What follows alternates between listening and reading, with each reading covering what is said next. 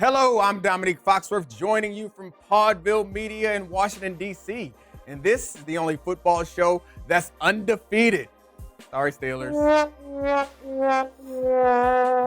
Today, we figure out what this season means for Cam Newton, politics in Detroit sports, and a silver lining in Houston for Deshaun Watson.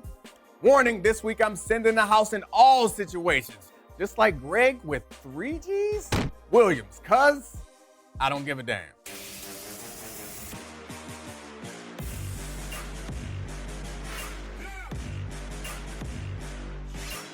What a week of football. A Monday night doubleheader, game-winning throws, and the Browns actually look legit. Here to discuss it all with me is NFL ESPN reporter Kimberly A. Martin. What's up, Kim? How are you? What's going on? All right, so last time you were on, you refused to tell me what the A stands for, so I'm here to guess it now. Audrey. Oh, here we go. Sure. Andre. Alexandra. You know I'm not going to tell you. Maybe you just made it up because you want to be like Stephen A, so you're like, I'm like Kimberly A. Let me insert that A real quick. It worked for him. Let's go to the control room to Big Trav A. Maybe.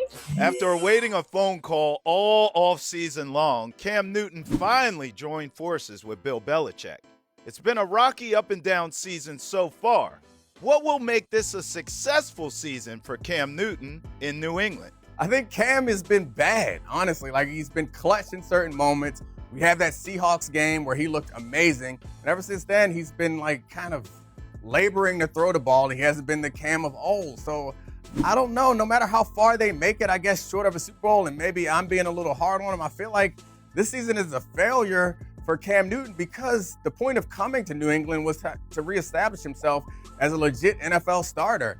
And I don't think he's done that. There are not very many franchises in my mind that want to hand it over to Cam Newton based on what he's shown so far. What do you think, Kimberly? Where was all that Jarrett Stidham energy that people thought like he's going to be the guy in the offseason?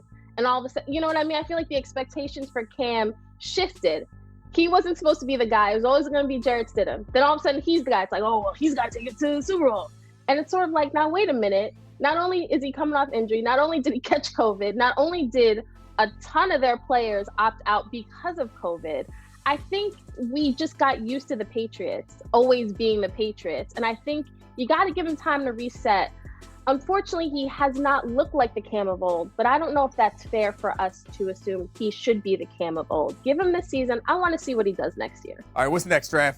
With Michigan legislators speaking out for Robert Saleh, he seems to be the top choice in Detroit. But why is it so unprecedented to have politicians pushing for a head coaching hire? We always talk about sticking to sports and keeping the athletes out of politics. Apparently, the politicians want to be in sports. So, Kimberly, what do you think about this story? Yeah, no, it's like stick to sports, but only when the politicians feel differently. I actually love I love these representatives getting together. It's, what is it, like 20, 30 of them signing this letter? I mean, Robert Saleh, it makes sense. Dearborn, Michigan guy, grew up near Ford Field. Like it all works. It all works. And I think I love the politicians getting involved because he is a homegrown guy. I think if you're going to talk about what Detroit means to the city, what the Lions mean to the area, this is a guy who went to college there. I think it's perfect. So why not get that ball rolling? Because we see the Lions can't be trusted to make the right hire sometimes. So why not get the ball rolling and point them in the right direction? Yeah, so you brought up Dearborn. It is, I think, the highest Lebanese population for any city in the country. And Saleh is a Lebanese American, which is a nice thing to have considering the lack of diversity we have at the top. But I do think it's interesting how everyone tends to want to go for offensive coaches.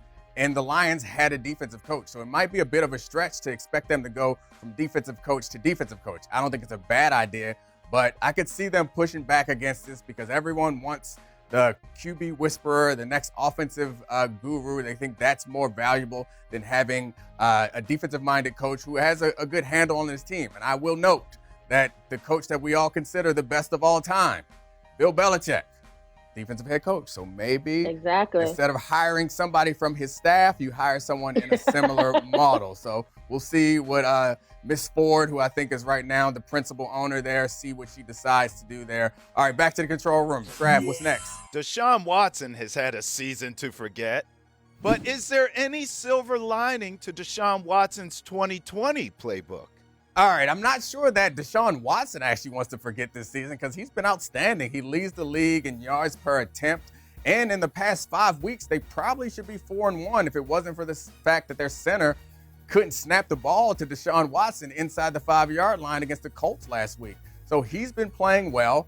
Right now, they're 3-2 in the last 5 games. And I think that they've been able to build something kind of special, even though they lost DeAndre Hopkins to the trade and they're moving forward. So they understand that Watkins can play with whomever is around him, but they need some young defenders. The problem there is they traded away their first and second round draft picks for the next couple of seasons. So I'm not sure what they do from there. What do you think about Deshaun Watson's season so far, Kimberly? Deshaun, no matter who is out there, he will carry this team. With him, you always feel like you have a chance. So while the no first and second round draft picks, their whole draft situation is not enviable. If you're a coach, if you're a prospective coach, you look at Houston and you say, at least I know I have the guy. And that is something that a lot of teams do not have. Deshaun gives you a chance whenever. So I think the record is terrible. It's not what they want. But based on what we've seen, it's like Cowboys. When Dak's not on the field, you see like, oh, okay, we actually didn't have it so bad, did we? With Deshaun, you're seeing what Deshaun can give you. All right, Kimberly. Every week, you know the drill. We challenge our guests to put their Twitter avatar on the line in a game we call Bet Your Abby. The loser of the bet has to make their profile picture whatever the winner wants for 24 hours. Last time we beat you, and you had to put Danny LaRusso up on your Twitter profile because you had never seen Karate Kid, which I don't understand. All right, Trav, what do we got this week? The path to perfection is over, but the Steelers are still seeking the top seed in the AFC. Now they head to Buffalo to take on the red-hot Bills. The OGs, Tomlin and Ben, face off against Allen and Diggs on the come-up. Who you got? Steelers or Bills? All right, you're the guest, Kimberly A. Martin. Who you got? This is going to sound so crazy. I'm going to go Bills. I was going to say, I'm not that crazy, but you know what? Forget it. This is a fun show. I'm going with Buffalo because if there ever was a year for Buffalo to get it together, Josh Allen playing out of his mind, I'll give kudos to my old stomping ground in Buffalo. Yeah. Do not disappoint me, though. I think Josh Allen playing out of his mind is the perfect description of Josh Allen because you're right. Some of his plays are unbelievably good, and then some of them are like, what are you thinking? You must be out of your mind. But the last game, he had a lot more of those impressive plays, and they might continue to keep doing that. I guess I'm stuck with the Steelers. I'll hope that they bounce back. They come back a little angry after losing to the Washington football team, and that defense is still going to be special. So before we let you go, we have a very important question for you.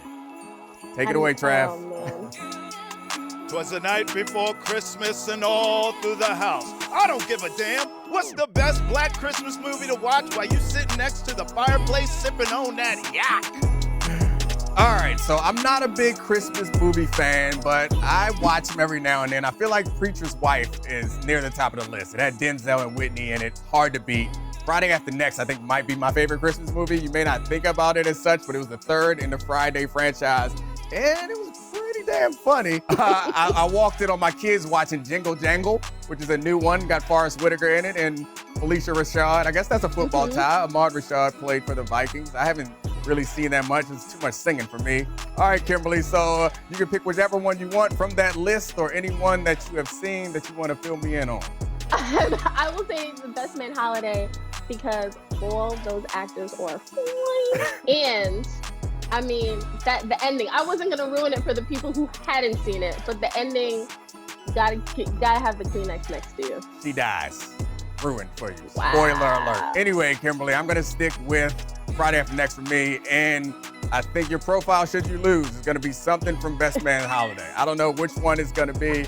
I don't know, but we're going to find something from there. Anyway, thanks as always, Kimberly. It has been a blast. You are the best. That's it for today. Thanks for watching, and I hope you took notes. I'm giving away football advice for free. You're welcome.